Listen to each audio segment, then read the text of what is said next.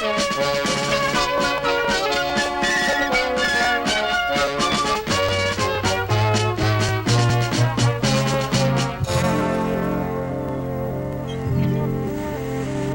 morning. This is Richard Reese. Welcome to Arizona Chronicles. Today we have as our guest Davy Jones, formerly of the Monkees. He dropped by the KRUX studios recently, and we interviewed him about his past, his present, and his future. He talked about getting together on occasion with one or two of the Monkees and doing a little monkey routine at local clubs, like at the Starwood in Los Angeles. And at the time we spoke with him, he just finished an engagement. We had 4 days, just Mickey and I, and we have about 13 pieces, which was quite interesting. Everyone, we do a little Monkees thing, you know, we do a golden great hits of the Monkees. A medley? It's more of a medley. We do actually about 6 songs, because I've been to a few shows in Vegas to see people like the Supremes, and I think the people feel real cheated, you know, when they come out and they sing a little bit of a tune, or they goof around and they don't sing all of it and they make jest of it. I don't think they like it. I hate it, I tell you. I mean, they either come out and sing the tune and everyone goes, oh, isn't that nice, you know? If Tony Bennett came out every time and did a joke around I left my heart in San Francisco, I mean, if you go to a Stones concert, I'm disappointed when I don't hear Satisfaction. He always sings it for me, you know. I know he's out there singing it for me, you know.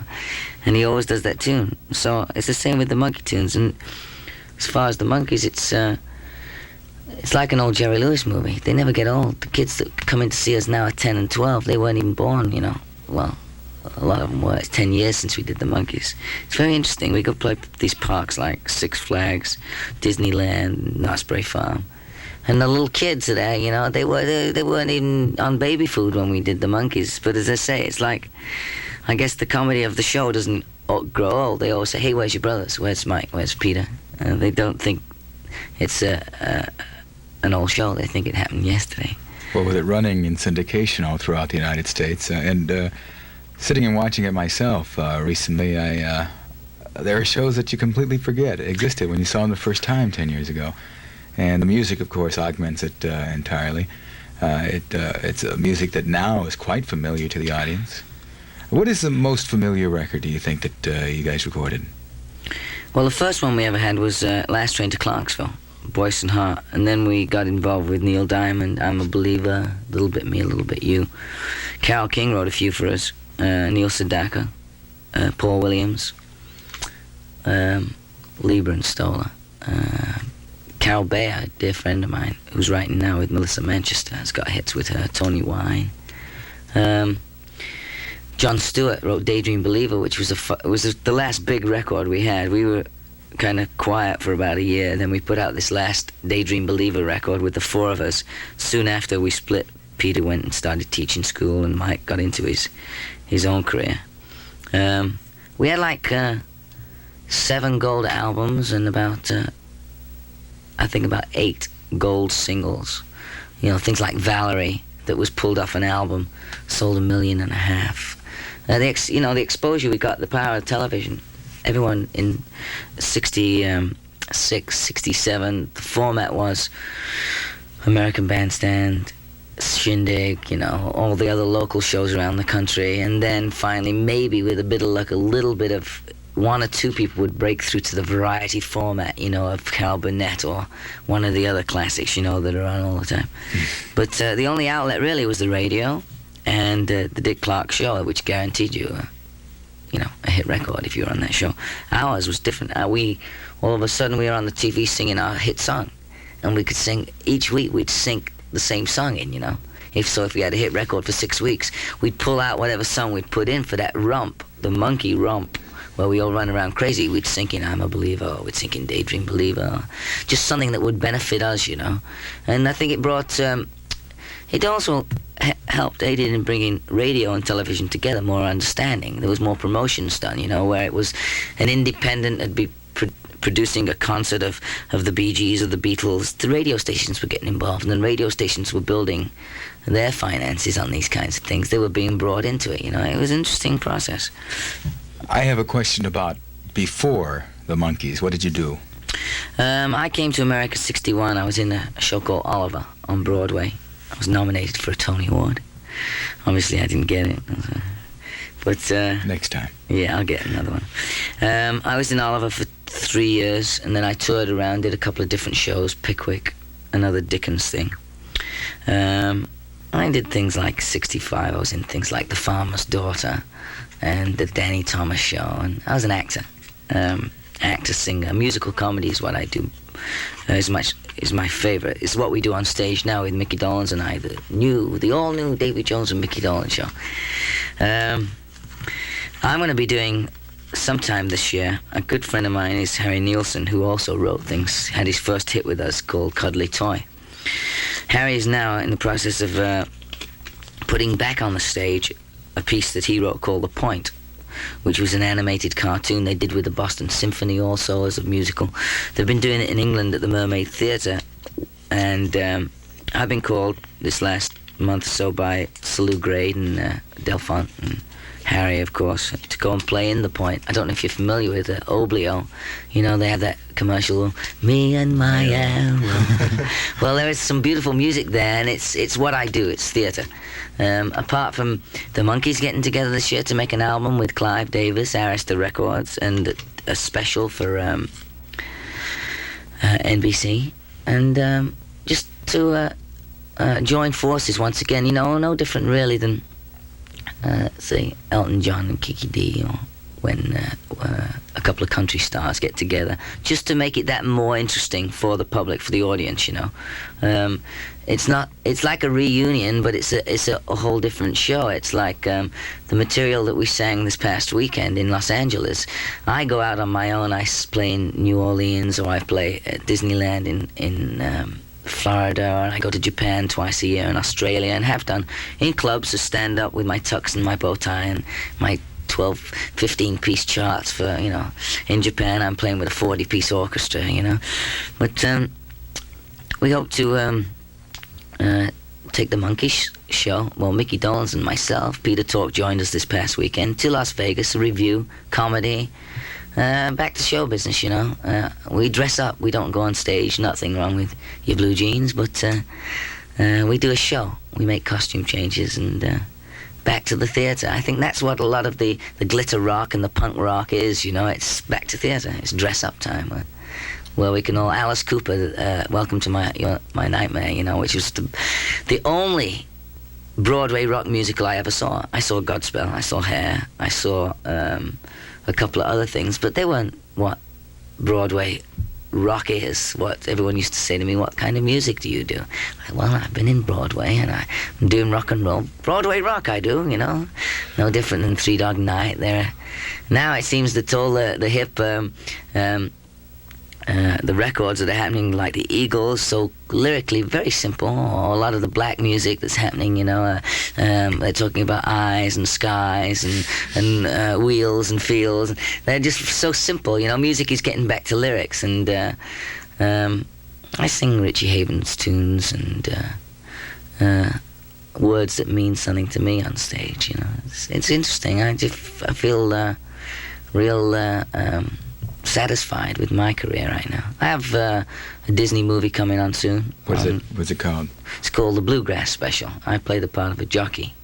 I was a jockey for a year in England before I came into show business, and fortunately one of the owners had a theatrical agency, and he took me out of the stables and onto the stage, and it's great. I owned a couple of horses for a while. I still ride. I got a couple of horses in LA, but they're not runners. They're just leisure time, you know. For fun. Leisure, please your pleasure. Yeah, Monty Python the other night. And You basically then make your home base Los Angeles.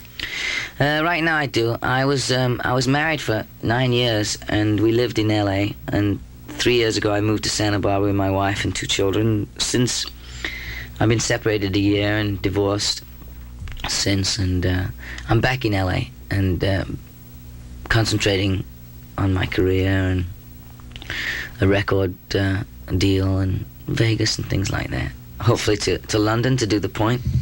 Sounds like a very exciting situation. Back to Broadway. When you were with the Monkees, I'm sure you couldn't go any place without being recognized. Is that still happening to you? Yeah, it's a wonderful thing. You know, I go fortunately, the Monkees was in every country in the world. It's like 38 countries. And so whether it's Rhodesia, where I was last year, or whether it's Japan, or whether it's Bangkok, no matter where I go, I've always got a friend, and I use it. It's a valuable thing. It's very difficult, I'm sure yourself, many times, either sitting in a restaurant, hearing a conversation, or seeing a girl, somebody you wanted to speak to. All of a sudden, you know, the door is open for me, because I look long enough, and they look long enough at me, and they, hey, you Davy Jones? Or, I don't recognize your face, but I recognize your voice, you see. And so it's a conversation, you know, boost for me. I feel real fortunate to have had so many people experience me, and then all of a sudden now I walk down the street, hey, Davy Jones. Say, thank you so much. You know? They ever say, is that Anthony Newley's son? Really? No, they say, wait, that's Frankie Avalon's son. You know, that's what Don Rickles said to me once. It's Frankie Avalon's son. He's a funny man. Do you do a lot of comedy in this new... We do some stand-up stuff. Mickey Dolenz and I do some stuff similar to, maybe, you know, everyone's always saying, why don't you remake The Road to Hong Kong, you know? Or why don't you do Godzilla Meets the Monkees, you know? And those are the kinds of things that we're into. So our humor is sort of... we tell stories as we go. Maybe we do a restaurant skit where I tell him if he wants to feel good, he must buy himself a nice gourmet feast in a very posh, exclusive restaurant. And so during our conversation, we'll talk about this particular setting and get the audience into that restaurant and get the menu and get the soup and comment about, and we do that kind of thing. It's a visual, we just put the thought into the mind, you know. We don't stand up and say, you know, tell jokes. Occasionally I've been known to tell a few. I'm a lousy joke teller, though. What about the cinema for you? Any plans for the movies? Well, the only plans we've got, my own plans, are hopefully to do The Point with Harry in England and make the movie of The Point. As far as the next year, I'm going to be kind of involved with Mickey Dolenz in a nightclub situation and concert appearances, hopefully in Phoenix. And the movie, I think the next movie we'll make would probably be something like I said, you know, Godzilla Meets the Monkees, you know, that kind of stuff, humor on the road to Hong Kong. Nothing too serious. It's difficult for four men to be in a production other than something that lends itself to a hard day's night or Help or something like that. Personally, I'm not quite sure. I don't know what my plans are other than the personal appearances in England and Harry and things like that. You know, Ringo was saying, I was reading, that all he wants is a job. He doesn't want top of the bill. He just wants a job. Give me a chance to act, you know. I'm an actor. I'm not just a drummer. Mickey Dolenz has the same problem. Fortunately, because of my theatrical background, it's easier for me to walk into an audition, to meet people, and not be looked at as a guitarist or as a drummer, because I never was. I am now. I do write and read music and play guitar and play on the stage. I do a couple of numbers, but Mickey Dolenz has always been looked at as the drummer, as Ringo is untouchable, being one of the Beatles, but he's saying, hire me, you know what I mean? He's always there singing at the sessions, and he's always there checking it out, you know, and saying, God, I wish I was back in show business. You know, another Peter Sellers movie, whatever. It's very difficult. Once you reach a certain place in the heads of the executives, whether they be producers in a studio, in a recording studio, or they be movie producers, you become untouchable, you know. They feel that you're out of reach for their budget, or they don't realize that you're able to cope with a different character. You know, as an actor, I can cope with different characters. It's not just Dustin Hoffman that gets the chance to be an actor. It should be offered to other people too, you know, but it's very difficult because they want a 40-year-old guy. They get a 40-year-old guy. I mean, they can't dress me up to be that particular character. There's so many actors in the union that it's difficult getting a job, you know. Once you secure a position for yourself, no matter what field you're in, you got to be very be careful and be constructive as far as building that position for yourself. You know, it's difficult. A lot of people in this world that are just dying to work, you know what I mean? And a lot of people are satisfied with the dole. I mean, I'd rather do a day's work. I hate to get in something for nothing, you know. On one of the Monkey shows, between my newscasts on Saturday, I used to watch them when I was still working on Saturdays, and it filled out one of the shows with some films of the original auditions. And I think Mike was on one of them, and I think you were on one of the other ones. You seemed kind of nervous, when you were doing that. And it seemed kind of a strange audition too, because they just had you stand up in front of them and do something. And yeah, well, they brought us into a set room that was there from some other show. It was from A Farmer's Daughter, is what it's from, right? So there we were. We were brought into the picture, but it was new, you see, because we walked onto the Columbia lot, and in '66, although we all had long hair and we knew what it was about marijuana and all the different things that were taking place undercover and had been for 20 years, but nobody would talk about them, the things Lenny Bruce would have said, and gotten away with. Johnny Carson's saying every night on his show, and they killed him for half as much is going on.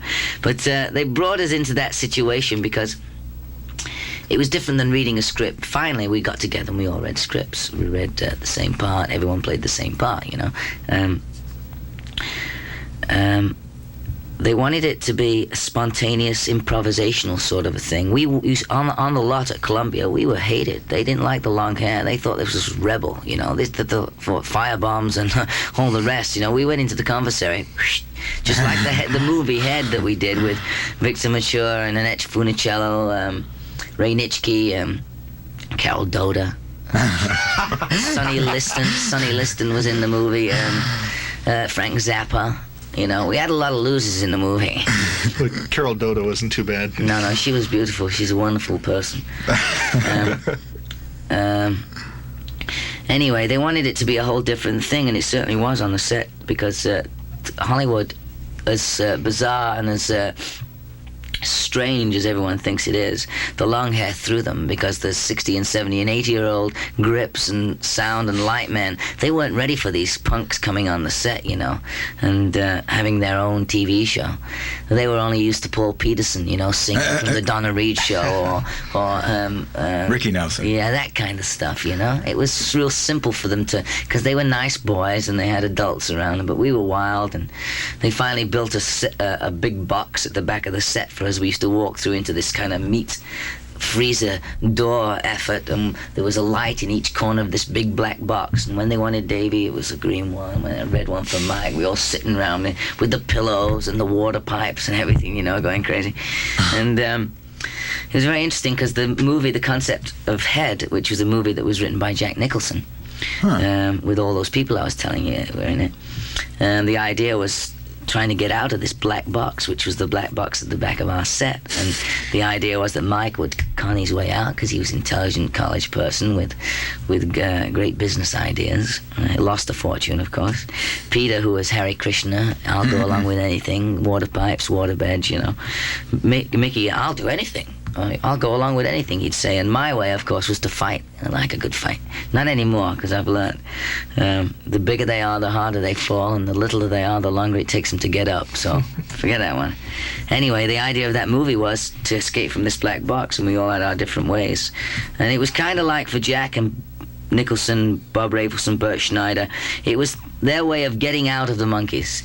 Everything about it was loser, loser, loser, from the big Victor Mature, to Carol Doda, to Zappa, to Ray Nitschke, and Sonny Liston. It was a very strange sort of movie that's been now used in colleges as a piece that has got a lot of new techniques, which now are old, of course, but in '67 they used a lot of far out new techniques with the camera and with the sound and different things. We had quad happening in the movie house there with Carole King's songs and Barry Mann, Cynthia Wilde songs, and Jerry Goffin, people like that. I think it's amazing that the people who at that time were basically songwriters like Neil Diamond and Carole King today are superstars, and they spend a lot of time writing songs for you. Yeah, well, they came with that stable of Donnie Kirshner, Donnie Kirshner, who's now into TV himself. He looks so frightened every time he gets on there. It's amazing. There's proof of the pud, that anyone that's interested in getting into television, just you watch Donny Kirshner up there, because if he can do it, you can too, But he's a wonderful person, and he had that position in New York years ago of head of Screen Gems Music. And all they were interested in really was soundtracks and things like that, and for their movies and for their TV shows. They'd ventured with Ricky Nelson and Paul Peterson into the record business, and I was with them early on when they were Colpix Records, but there was nothing major happening. They used to lose $3 or $4 million a year on these soundtracks. Then they got wise, and to get to that particular point, Donny Kirshner had a stable of Carol Bayer, Tony Wine, Neil Sedaka. Neil Diamond had certain copyrights with Screen Gems, which they finally moved out to the West Coast when the recording business moved out there, and that was the place to be.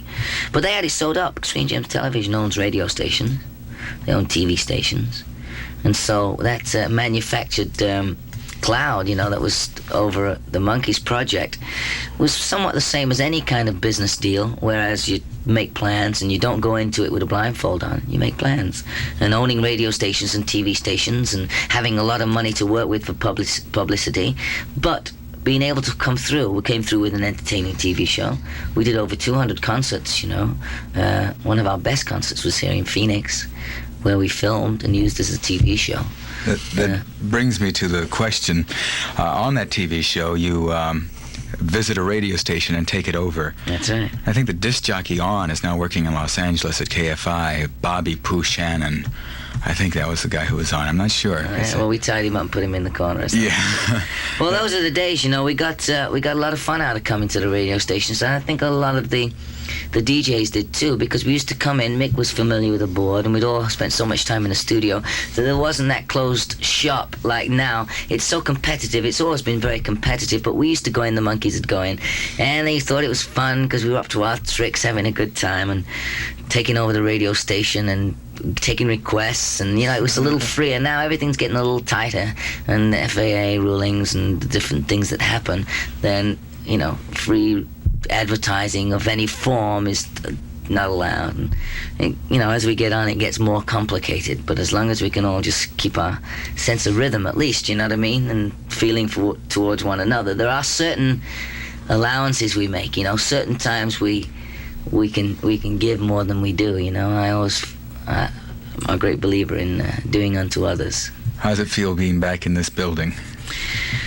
Well, I don't spend too much time in the radio stations because I haven't really been involved in the music business for a while. Most of my music is on the stage and at home writing, and I write for other people and do things like that. It's interesting because I haven't done it in a long while. I know what it feels like, and I know I want to get records played on the radio again. I think music is changing all the way around. Once again, we're listening to lyrics. We're also listening to a lot of good music that doesn't have lyrics, but I think it's getting back to the lyric content, where people are interested in dreaming once again, and it's not all 50 ways to leave your lover or breaking up is hard to do. We're getting into happiness again, I think the mode of the radio format really strikes a note in a lot of heads, and it goes for a lot of social change. Music, you can't live without it, and the people that live with it are very much influenced by it. And so it's a very important position that you all hold here in a radio station. Has been the longest, the media of radio has been around, the telegraph came, and then the radio, and the TV. I think, you ask a lot of people our age, they don't watch a lot of TV. There's special things they do watch, but most of it is radio. I mean, there's more people listening to radio now than there ever has been. There's more competition. I think it's the best form. In England, we used to have serials, Even the American TV is getting into it, 6-part serials, Tune in next week. It's not just Flash Gordon and things like that, It's continued 2-part series, whether it be the Waltons or whatever. We're not so, quick and ready, It all doesn't have to be right there, We don't have to go up to the drive-up window and get our shot of emotion. We can wait around a little bit. It doesn't all have to happen overnight. I have a question about the LP you're going to be making for Arista and Clive Davis. The album could become a phenomenal success, and the chance could occur again when somebody will come up to you four guys and say, "We want you to do a show for us." Would you do that again? Would you be the Monkees again? TV show? Mm-hmm. Yeah, I think we could be. I think we could be called the Monkees Variety Hour, the Monkees, we could be called that. Because what we would do would be 10 years later. Mm-hmm. We are 10 years older, all of us, and we can't run around and romp as much as we did because, we lose breath, we get out of breath, so there are other things we can do. There are other comedic sort of situations that we can capture and put across to an audience. It doesn't have to be Sonny and Cher break away for a funny one-liner. It can be everything that Laugh-In was, and David Frost, That Was the Week That Was, or there's so many things you can do when you're working with talent, and I'm speaking about myself and also Mike and Peter and Mickey. We've worked so close together in front of a TV camera for 2 years. We've worked in the studios. We know where to move and when to move. It's faster for us to do it. Nobody shot a half-hour series in 2.5 days. 2 days we used to do it by the time we were finished, because we were all into doing it. The guy up on the boom was shouting down ideas. What about if we did, and everyone's into it, and everyone's saying great, and the boom man is moving the light man's equipment, and it's so organized and over-organized. We went in there and we made a different thing out of it. Everybody felt part of it, and it was a success, not only because of the talent of the four of us and because of the money put behind it and because of the radio coverage and the records we had out and the TV shows and the personal appearances. There's a lot of people instrumental in making that a success, and they also have to take the blame for any of this overshadowing, like manufactured, not real.